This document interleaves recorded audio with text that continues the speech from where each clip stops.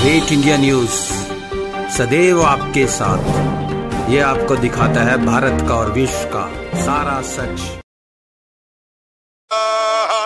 मासाब्धा ऋतवस्तथैव दिवसा संध्यास्तथा रात्रयः सर्वे स्थावर जंगमाः प्रतिदिनं कुर्यात् मङ्गलम्। आधारशिला स्थापन लग्न काले नवग्रहाः सुप्रीताः सुप्रसन्ना वरदा भवन्तु सुमुहूर्तः सावधानाः सुलग्नाः सावधानाः।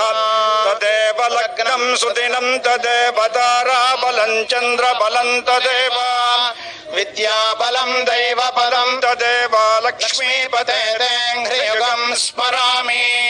ध्रुवा पृथिवी ध्रुवा सः पर्वता इमे ध्रुवं विश्वमिदं जगत् ध्रुवो राजा विशामयम् ध्रुवं ते राजा वरुणो ध्रुवं देवो बृहस्पतिः ध्रुवं त इन्द्रश्चाग्निश्च राष्ट्रं धारयतां ध्रुवं।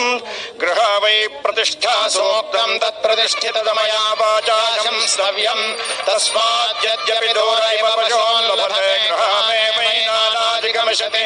गृहाणि पशूनां प्रतिष्ठा प्रतिष्ठा नर्य प्रजां मे गोपाय अमृतत्वाय जीवसे जाताञ्जनिष्यमाणाञ्च अमृते सत्ये प्रतिष्ठिता।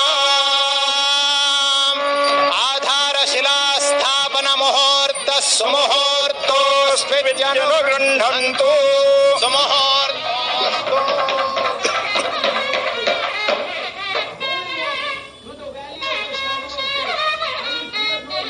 ओषधयः संवदन्ते सोमेन सह राज्ञा यस्मै करोति ब्राह्मणस्तगुं राजन् पारयामसि।